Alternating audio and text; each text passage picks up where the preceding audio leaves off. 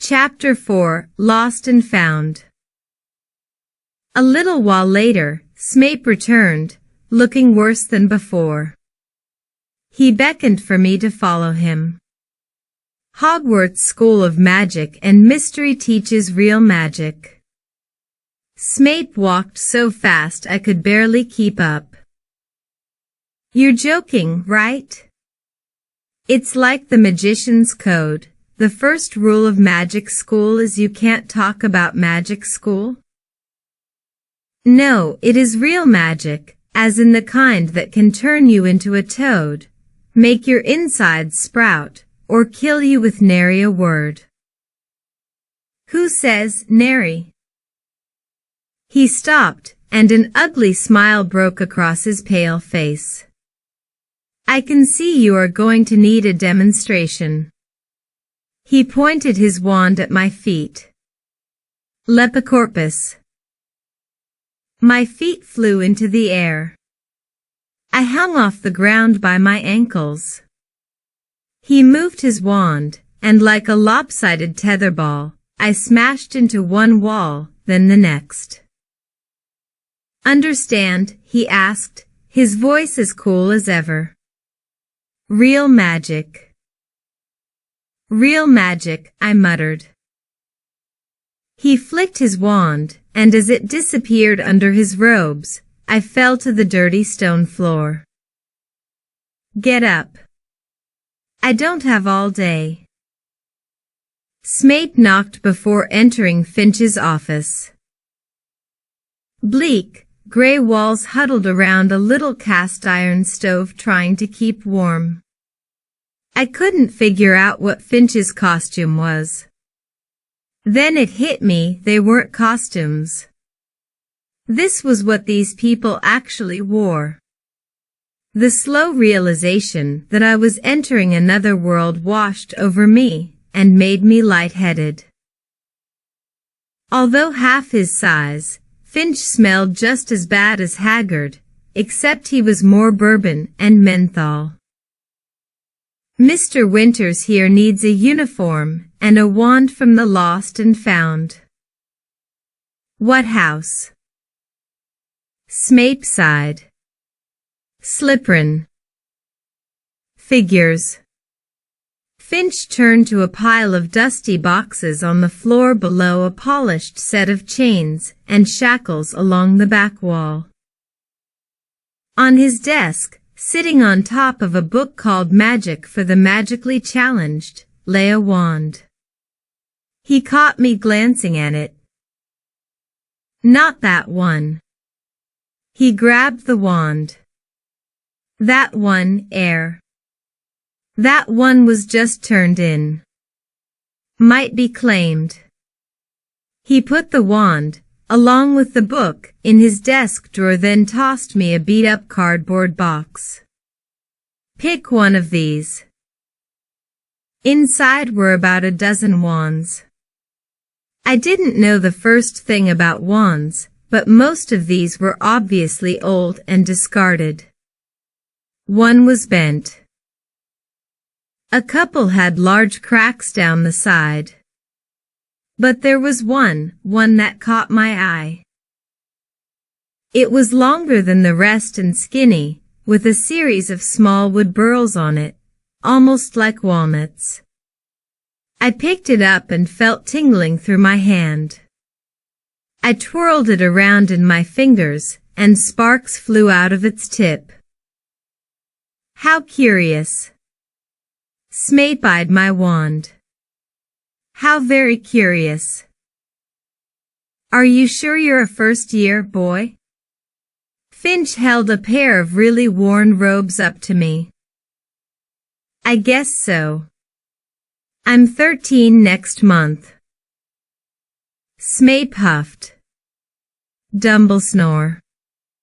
If it wasn't for Lily, he stopped, almost as if he'd frightened himself. A second later, he said, well, you'll just have to make up the classes. Professor Luckhart can give you extra training in defense against the dark arts, and you can take 2 periods of charms. You can drop astronomy. It's almost as useless as divination, and you'll probably have to do tutoring over the Christmas break as well. Sounds fun. You'll be lucky if you last the week. Finch found a pair of robes that looked as though they'd fit. They weren't in bad shape, but they smelled like old cheese. He handed them to me, along with a green striped tie. Oh, not a tie, I moaned.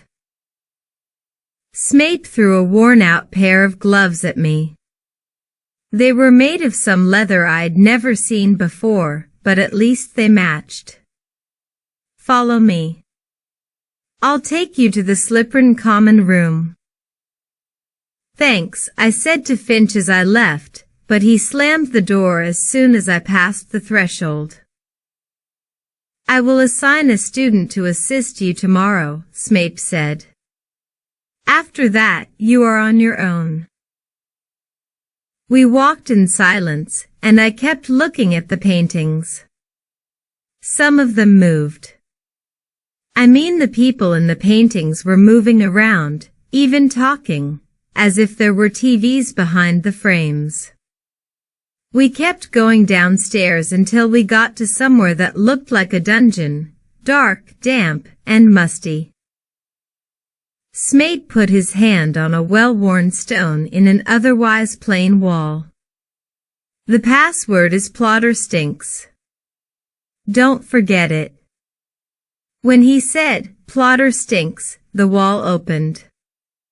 Stone after stone crumbled to powder.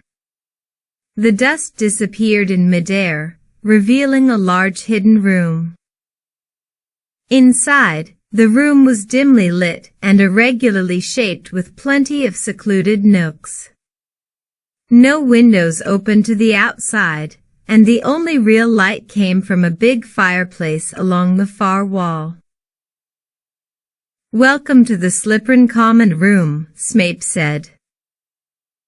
This is where you'll spend most of your free time getting to know your fellow Slipperin students.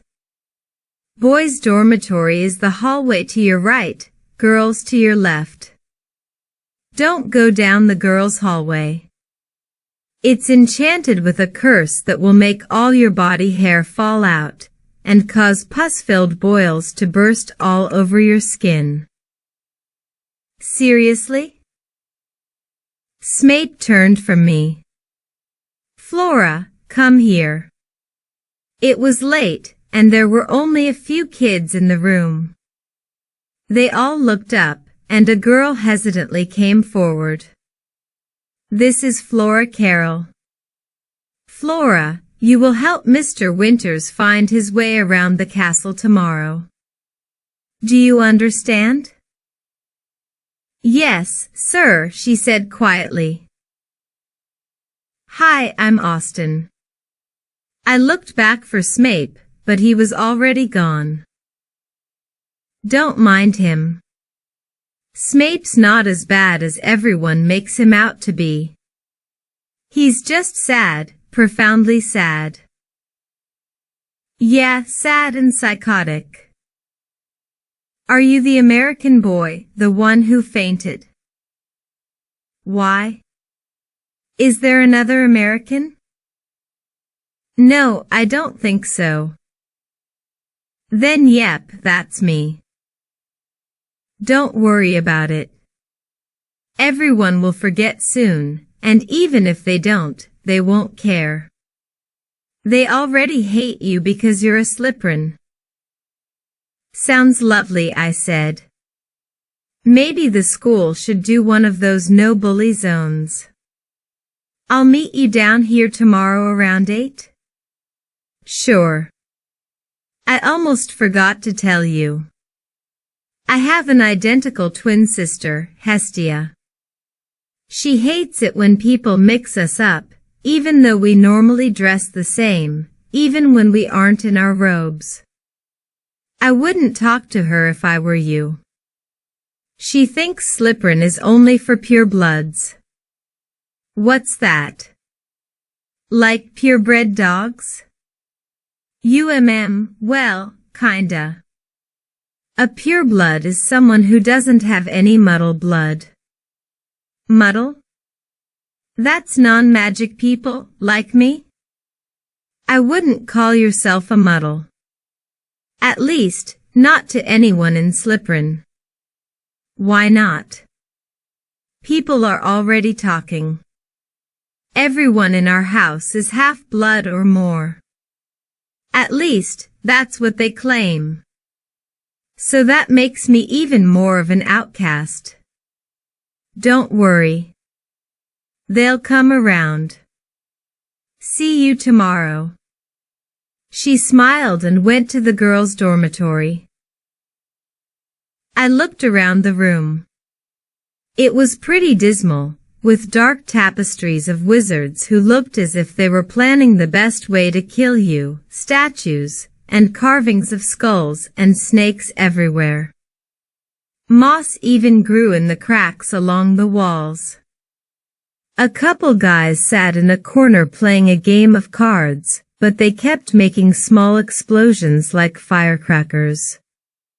In another, a couple sat holding hands and kissing. The room had only one window. It was huge and appeared to be blacked out. Inside the boys' dormitory, I was surprised to find my suitcases at the foot of an empty bed.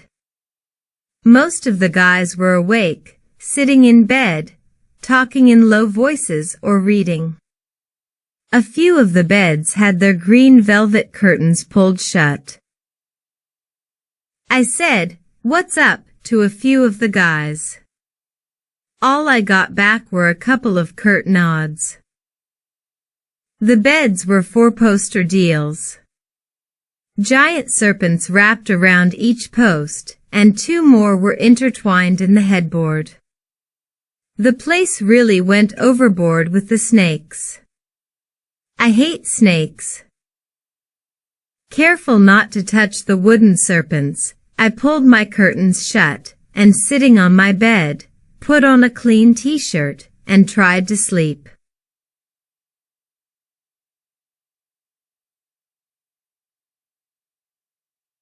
I hope you enjoyed our story today. Don't forget to subscribe. And see you next time.